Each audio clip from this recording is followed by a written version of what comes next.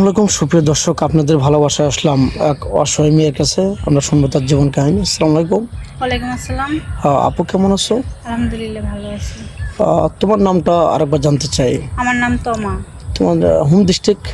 গাজীপুর, কালিয়াকৈর থানা। গাজীপুর, কালিয়াকৈর থানা। আহ, তোমার ফ্যামিলিতে কে কে আছেন?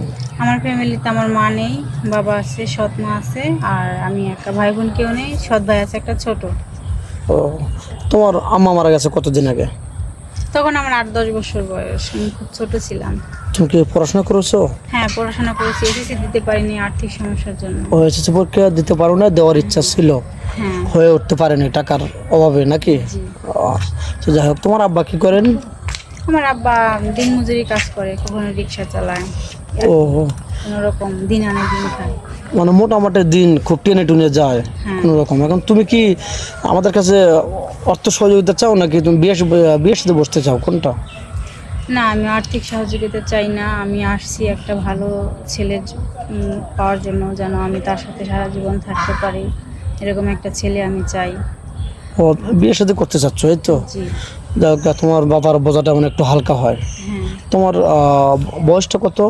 আমার বয়স 24। 24 শেষের দিকে, এই তো। হ্যাঁ। 24 বছর বয়স, তুমি অনেক সুন্দর, কিউট একটা মেয়ে।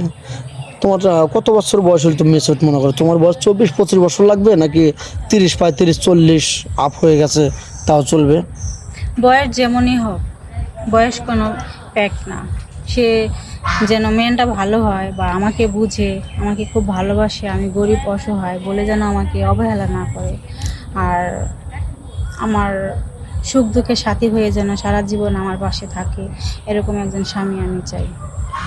ও, তো যাই হোক, তোমার বাড়ির, তুমি যে জায়গায় থাকো ওটা তোমার নিজস্ব জায়গা না? হ্যাঁ। কোনো প্রবাসী বাজুল তোমাকে নিয়ে, তার আরেকটা ওয়াইফ আছে, তোমাকে নিয়ে তোমার বাড়িতে বাড়ি ঘর করে তোমার বাড়িতে থাকতে চায়, বা তোমার কোনো আপত্তি থাকবে এরকম না কি? না না, আমার কোনো আপত্তি নেই। বাড়ি করার মতো একটু জায়গায় আছে তো, এই তো।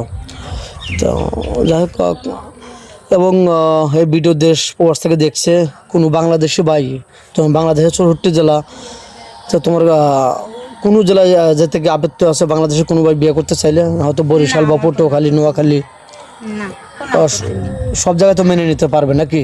যেখানে আমার কপালে আছে সেখানেই আমি যাব। সেখানে যেতে ইচ্ছুক।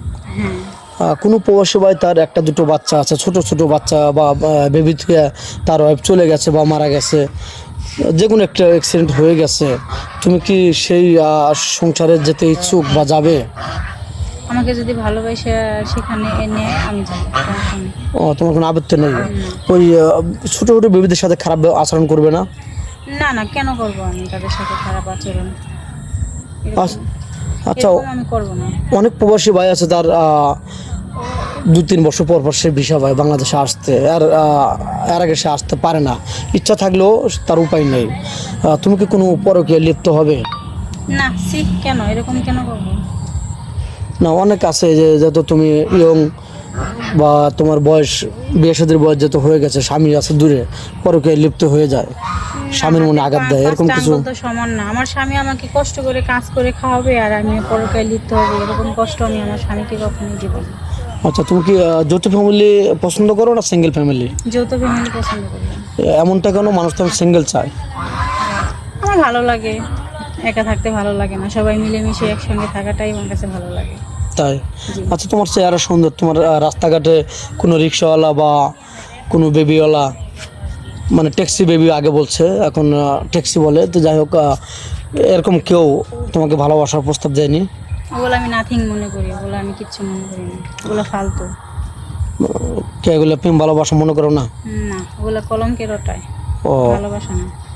তাই নাকি? জি। তো যাই হোক, এই ভিডিও দেশ প্রবাস থেকে দেখছে, তোমাকে কীভাবে পাবেন? তোমার ফোন নাম্বারটা দিয়ে দাও। আমার কোনো ফোন নাম্বার নাই, যদি আমার সাথে কেউ যোগাযোগ করতে চান আপনাদের সাথে যোগাযোগ করলে আমাকে পাবেন। দর্শক বন্ধু, শুনতে পারলেন, কারোর জীবন সম্পর্কে 5 মিনিটের মধ্যে শেষ করা যায় না। আমরা যতটুকু পারলাম তুলে ধরলাম, আমরা আর ভিডিও বাড়াতে চাচ্ছি না। সবারই সময়ের মূল্য আছে। মেয়েটার কোনো ফোন নেই, আমাদের নাম্বার দেওয়া থাকবে, মানে ইউটিউব চ্যানেল কর্তৃপক্ষের নাম্বার দেওয়া থাকবে, কেউ ভিডিও কল দেবেন না, দয়া করে কেউ ভিডিও কল দেবেন না, ভিডিও কল দিয়ে ব্লক করতে বাধ্য হব। ভালো থাকবেন, সুস্থ থাকবেন, মেয়েটার জন্য দোয়া করবেন। আল্লাহ হাফেজ।